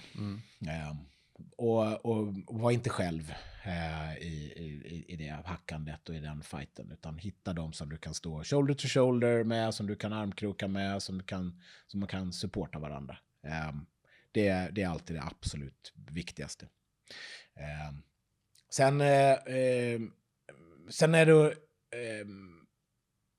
att vara så otroligt snabb som möjligt som man kan vara till att komma till insikt kring huruvida den lösning som man tror löser problemet faktiskt gör det, och den är kommersiellt gångbar hos en kund. Det är det nästa del av det här. Liksom. Sälj produkten eller tjänsten innan den finns. Ta reda på vad människor är beredda att betala. Ta reda på huruvida din lösning faktiskt skapar den effekt som du tror och känner att du vet att den gör. Var ödmjukt inför att din uppfattning om det här är inte alltid den uppfattning som kunden, användaren eller den som ska dra nytta av din produkt och tjänst har. Jag tänker på den här klassiska historien med Jens och Sweden, hur han la ut sina produkter på Blocket till försäljning innan han ens hade någon produkt. Ja. Bara för att se, fick han någon respons? Skitbra. Ja. Superbra. Och det är så här, var inte rädd för att misslyckas i de här sammanhangen. Utan det är snarare så att du ska misslyckas. Du ska stoppa upp saker och ting som är ofärdigt, som är felaktigt, som allt möjligt. För att du ska få insikt kring vad det är som är rätt. För att du sen ska kunna tweaka, testa, pivota, whatever you want to call it. Liksom. För att ta dig fram till hur det här på riktigt löser problemet. Jag tänker bara liksom, vi dubbelklickar där. Alltså, saker tar ju ofta längre tid än vad man kanske tror naivt när man börjar också. Oh ja. Hur länge ska man liksom härda ut innan man börjar fnula på, är jag på rätt spår? Så länge det bara går. Alltså, have faith in yourself. Och så länge som du upplever att det finns liksom, oanade saker du kan utforska i form av din kunds och din marknadsbehov. Och det finns liksom fortfarande saker som du kan göra det. Och du kan lösa din egen personliga tillvaro. Jobba extra. Alltså, vad det nu må vara som gör att du överlever och ändå har en hållbar tillvaro. Liksom. Det är ju... så finns det väl inte någonting som säger att du inte får fortsätta att utforska det. Jag känner många entreprenörer som har hållit på i liksom 10 år med att försöka ta reda på hur deras innovation och liknande faktiskt på något vis blir kommersiellt gångbar och så. Ingen fel med det. Nej, du kan ju börja med en produktidé eller tes, eller så kan du bara börja och så ser du vad det blir. Ja. Och det där är ju väldigt mycket baserat på vem man är och vad man har för förmåga och hur man ens... Alltså, jag tänker att om du ska gå in och ta externt kapital, då behöver du ju ha din pitch, du behöver ju ha data, du behöver ju ha en tydlighet i det här är vår tjänst, det här är marknaden, det här är så här mycket i marknaden värd och bla bla bla. Och då är det på en viss nivå. Om du ska liksom ta din passion och din hobby och förverkliga det till någon sak av något projekt som du kan leva på, då är det ju en annan typ av resa. Ja, det finns ju otroligt många olika typer av entreprenörskap. Är det liksom ett lifestyle-entreprenörskap där det här skapar en möjlighet för dig att leva det liv som du vill leva? Eller är det du som är en pusselbit i att bygga ett globalt bolag som ska generera massor med värde för massor med människor? Alltså det är 2 diametralt motsatta nästan sätt att bygga bolag på och entreprenörskap. Och det är klart att en annan viktig del i den här aspekten då i de här tidiga faserna, det är att vara ärlig mot sig själv och de människorna man har runt omkring sig, sina co-founders. Alltså, varför gör vi det här? Varför gör jag det här? Jag själv, min upplevelse i det sammanhanget var i det här teamet som vi startade tv-kanalen med, var att vi inte tillräckligt hade utforskat de personliga delarna av vårt entreprenörskap. Vi hade efter något år av byggande så insåg vi att vi hade ju till viss del väldigt olika drivkrafter in i det här. Några ville göra det lite grann med vänsterhanden och tyckte det var en kul grej. Jag var vd, jag ville bygga liksom ett fantastiskt nytt utforskande bolag. Fanns någon annan som var in i det här av andra anledningar liksom för att bygga ekonomiskt välstånd. Enbart egentligen. Så att där, och har man inte identifierat det från början så blir det här grogrund för konflikt och att man inte är likriktad. Så att den andra delen som jag oftast råder tidiga grundare att göra, det är att utforska det här tillsammans. Ta reda på de här bitarna, vara ärliga mot varandra och se till att ni kan supporta varandra i de här bitarna som också är högst personliga i entreprenörskapet. Det där kan ju vara en svår insikt att komma fram till också, för det blir en viss självrannsakan. Och speciellt kanske om du är ung och du idag växer upp med att titta på hur alla andra gör och vad man förväntas göra, som vi var inne på tidigare, liksom, och kika på sociala medier och alla har en Bugatti och tar in liksom flera miljarder i kapital och Silicon Valley och hej och hå, och tror att det är den resan som är den optimala. Men allting måste ju anpassas efter, som du sa, entreprenören eller personen eller individen. Apropå individanpassning. Och riskkapitalet är ju en väldigt, väldigt viktig del av det här, där du om du bygger ett bolag som behöver riskkapital finansieras, så kommer du som person alltid sitta i baksätet av bolaget. I framsätet sitter investeraren och return on investment och exits. Och liksom det är det som sitter i framsätet av det bolag som du bygger. Oavsett om du har kvar liksom en majoritet av ägandet eller så. Det blir en brygga över till den här sociala entreprenörskapet då, på ett sätt kanske. Ja, men och du behöver ju inte, du kan ju ha riskkapitalfinansierat socialt entreprenörskap. Absolut. Och idag så är det ju inte längre en frågetecken kring socialt entreprenörskap. Idag är ju socialt entreprenörskap ett utropstecken, det vill säga ansvarsfullt entreprenörskap. Det är så vi nog generellt sett, framförallt i våran del av världen, ser att vi bygger bolag, och vi vill bygga bolag, och det vill även investerarna, att det ska finnas ett sådant ansvar. Men det handlar snarare om den här vetskapen och förståelsen för att om du bygger det här baserat på att ditt personliga entreprenörskap och din personliga livsstil, och att det här ska skapa möjligheter för dig att leva ditt liv, då är inte riskkapitalfinansierade bolag det bästa sättet att göra det på. För att du blir utbytbar. Du blir en pusselbit i bolaget, men bolaget är den viktiga pusselbiten, inte du. Som Steve Jobs som blev utkastad. Ja, han kommer tillbaka. Jag vet inte tusan om man kan... Ja, men det kanske, han kanske är en av de få då, och det finns lite andra sköna galningar i sammanhanget som bygger liksom, tillväxtbolag som livsstilsbolag. Ja, eller absolut. kultbolag. Man måste vara en väldigt speciell typ av person i de sammanhangen. När det blir din livsstil. Det kan tänkas. Apropå det här, har du stött på i dina kontakter och dina nätverk liksom att det här har justerats och förändrats? Att man börjar med en tes att vi ska förändra världen och sen vi lägger oss här istället för det var softare. Eller tvärtom. Alltså, jag skulle väl säga så här att det är it's the name of the game. Det är lite så att när du bygger den här typen av tillväxtbolag och letar efter hockeykurvan och att du ska bli ett globalt företag. Merparten av de bolagen kommer ju misslyckas. Och med att bli det. Men det betyder ju inte att de misslyckas med att bli ett bolag och också kanske ett väl fungerande bolag. Men de blir inte det här bolaget som liksom tar av och blir en global lösning och så. Och unicorn och allt vad det är vi vill kalla dem. Utan det blir ett bolag som tuffar på.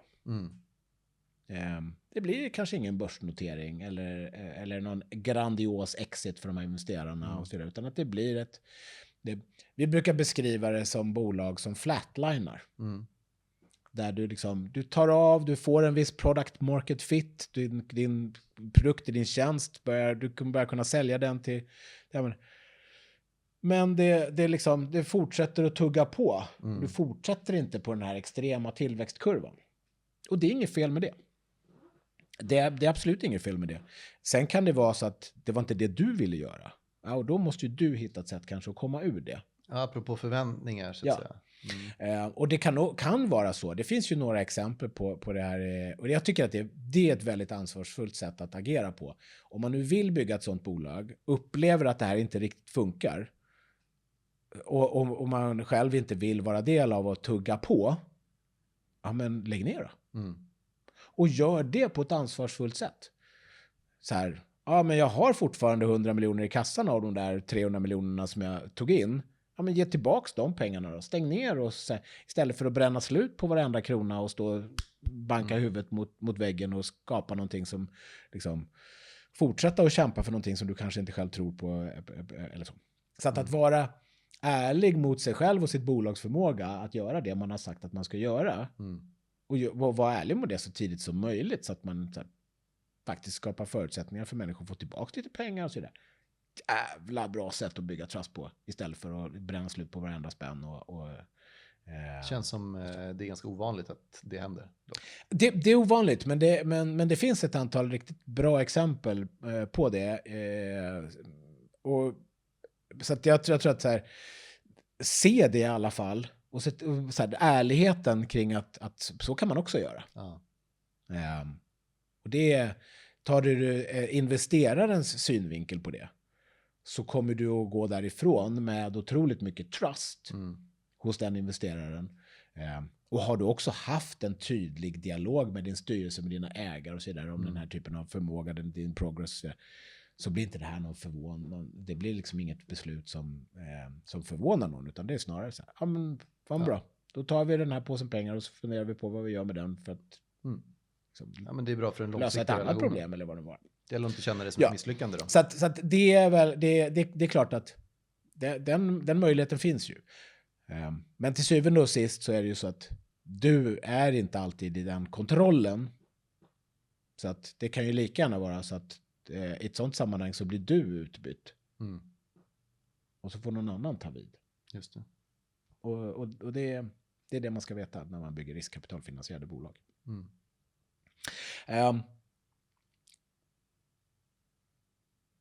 Andra insikter? Sen när det kommer till det som jag har fokuserat på vid det här, så är det ju då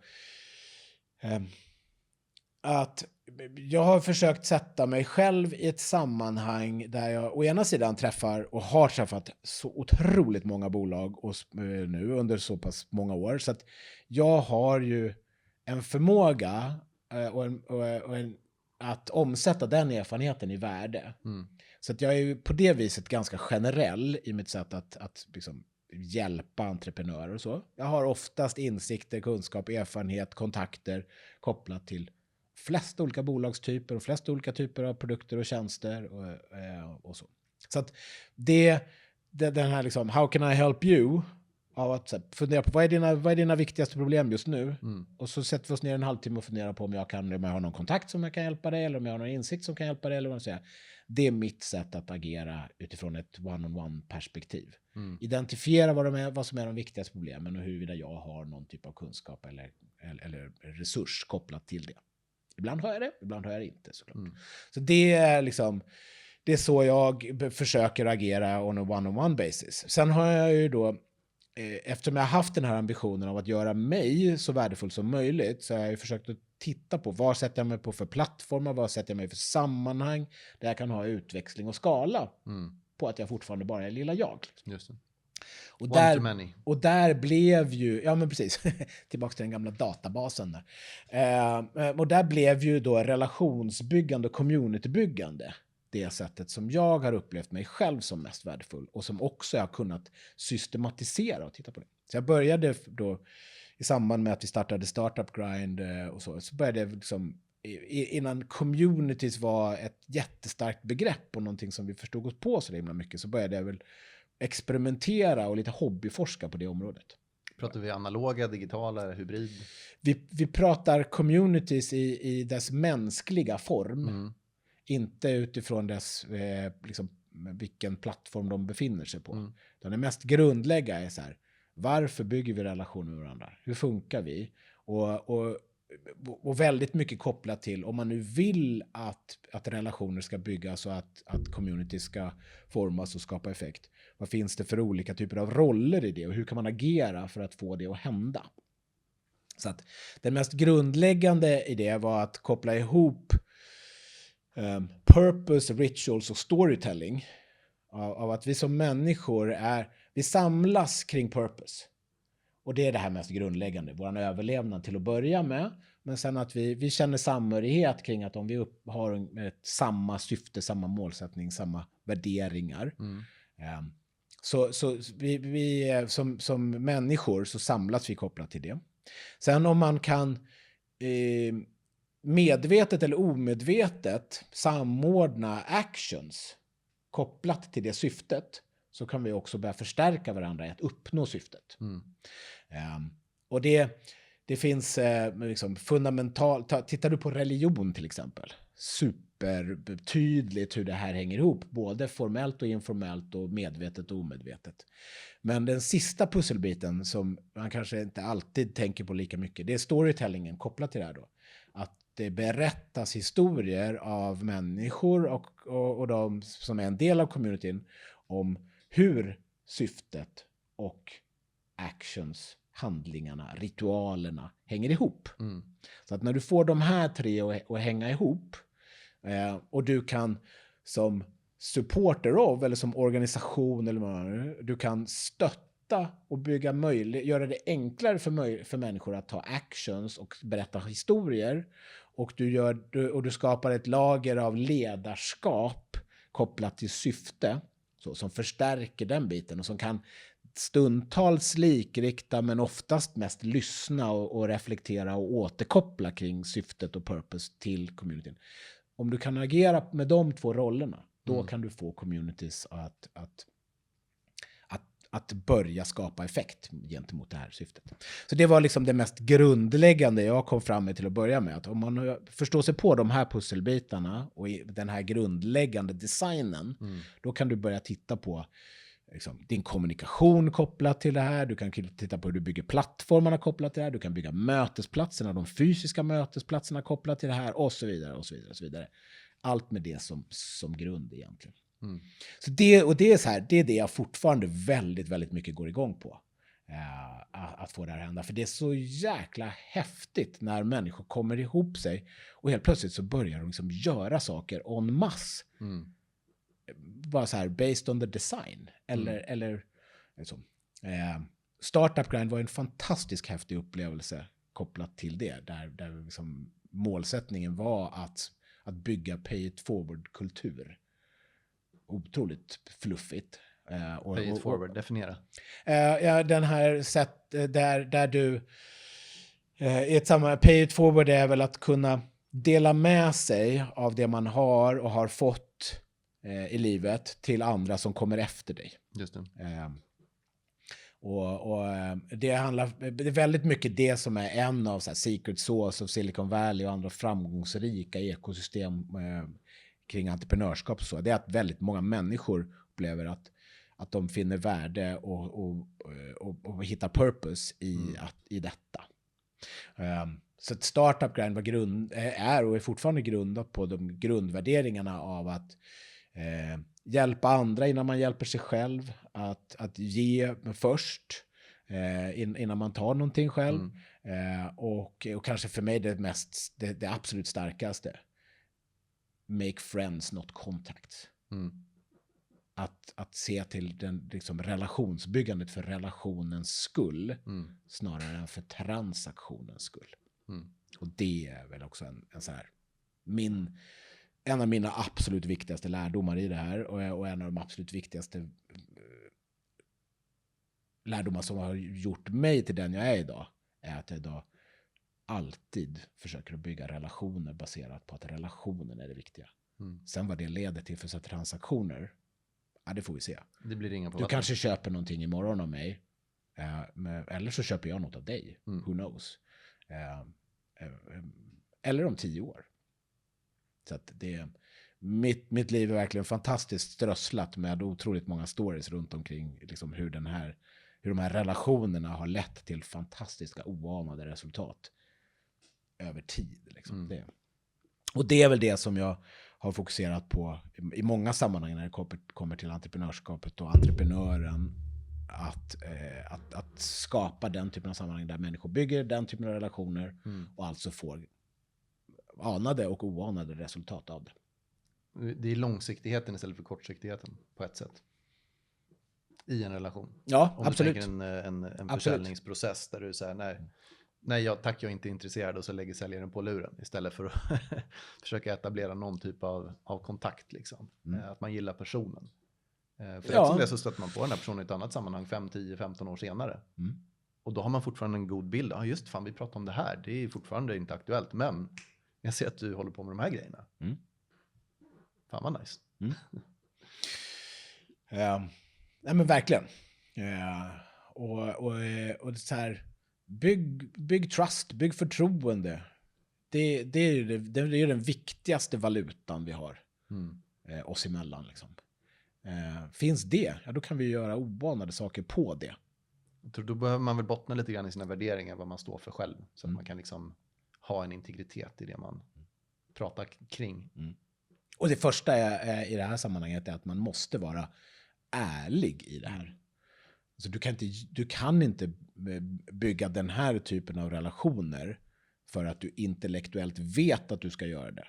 Utan du måste emotionellt känna att du ska göra det. Just det. Och det är så att det måste landa där. Sen kan du börja göra det. Fint ju. Ja, förhoppningsvis. Är det några generella saker du skulle vilja säga till en yngre version av dig själv? Alltså det viktigaste är fan det är okej att misslyckas. För det var ju för mig inte okej under så många år. Jag var verkligen den som liksom kämpade tills jag tog slut. Det var ju så.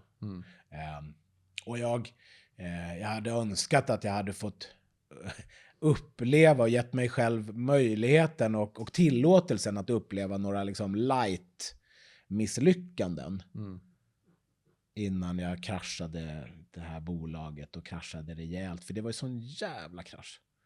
Så det är väl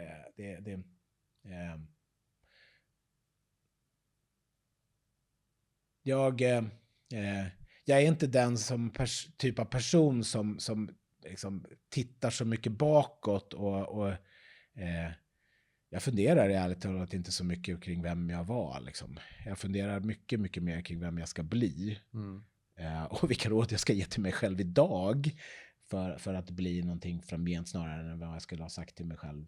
Ja, men om tidigare, vi vänder på den liksom. frågan, om du skulle skriva upp en lista, så här, fan glöm inte de här grejerna, fan du har ju kommit fram till de här insikterna, låt oss så att säga få ner det till någon typ av Moses 10 budord fast för dig själv då. Det är ju så religioner skapas uppenbarligen.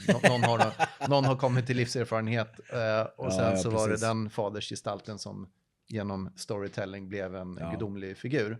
Så vad skulle din gudomliga figur säga till dig själv idag då?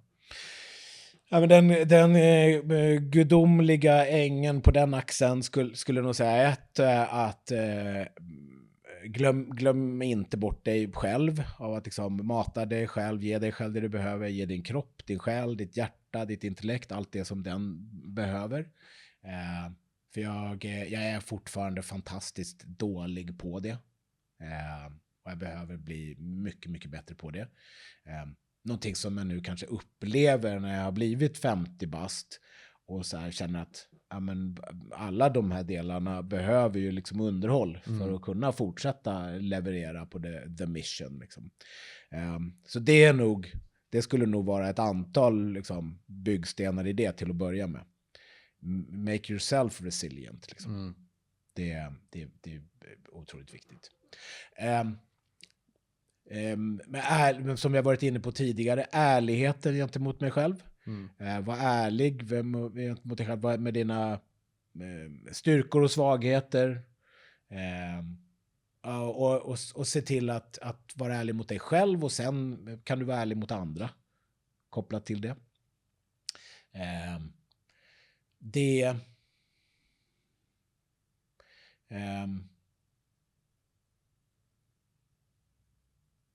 Den ärligheten leder ju också in på att så här,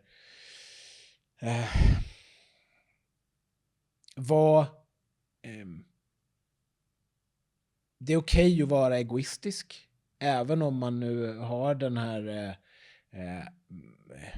liksom altruistiska drivkraften som jag har, så är det också okej att vara egoistisk i det. Att göra saker för sig själv. Jag har stundtals valt bort att göra saker som jag upplever att jag är bra på, för att jag har känt till exempel att jag behöver vara allt för ansvarstagande gentemot andra snarare än att vara ansvarstagande gentemot mig själv. Så det är viktiga lärdomar, känner jag. Jag vet till exempel att jag är väldigt bra på att engagera människor. Jag är bra på att predika till exempel. Jag får människor med mig. Jag kan liksom skapa entusiasm och engagemang och så i saker. Men jag har stundtals känt, och tidigare i mitt liv så har jag känt att så här, men vem fan är jag att följa? Så det är sånt där som jag utmanar idag. Så här, men om jag nu har det som en styrka och en förmåga och en drivkraft, använd den då. Andra människor får väl ta ansvar för sig. Jag behöver inte ta ansvar för det. Till viss del.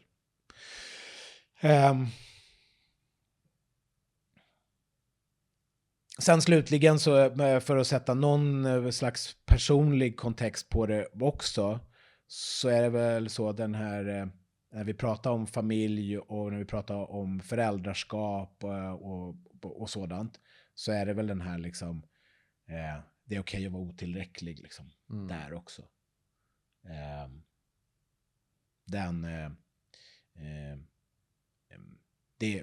För att det är oundvikligt. Ja, det spelar väl ingen roll hur bra pappa man är, det kommer ändå finnas något att skapa ett trauma kring. Ja. Ja, absolut. Det spelar ingen roll. Alla kommer få hantera sina inre barn när man kommer upp i vuxen ålder ändå. Exakt. Det spelar liksom ingen roll om man hade en trasig barndom eller om man hade en fin medelklassuppväxt i ett liksom villaområde i närförort. Alltså det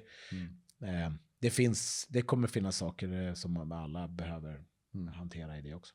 Alla har sina demoner, så får man bara sätta på dem olika ansikten och kläder. Ja, men Coolt Jonas, vad kan man följa dig om man är nyfiken på dig?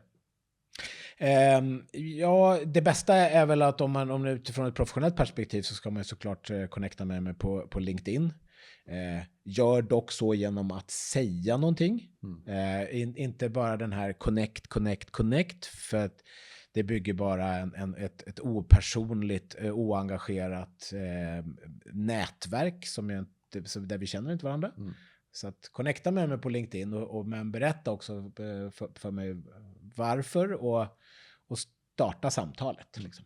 Kan man skriva så här, jag hörde dig i Roberts podd. Exakt. Så kan vi liksom mäta lite KPI:er och så kan vi ta det. Det blir bra. Nej, men det är väl det bästa sättet tror jag i dagsläget. Man kan hitta mig på alla möjliga andra plattformar också.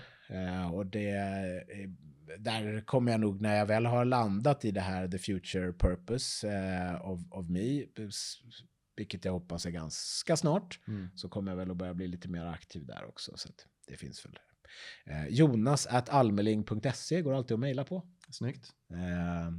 Det är ju jag liksom. Så den kommer alltid att finnas oavsett vad min professionella hemvist är. Jättegärna skicka ett mejl. Perfekt. Tack så mycket för att du kom hit. Tack så mycket Robert. Superkul. Step into the lounge, let your worries fade away.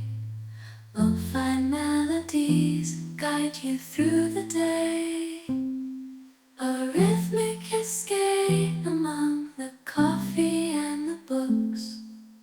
Welcome to Robert's podcast. Come take a look. A space for conversations, both deep and true. Entrepreneurship, AI, success and growth too.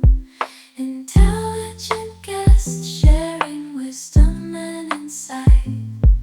Exploring life's meaning for a more enlightened life. In Robert's podcast lounge, the ideas freely flow. Relaxing ambiance where knowledge seeds a song. Join us on the journey as we navigate the vast topics of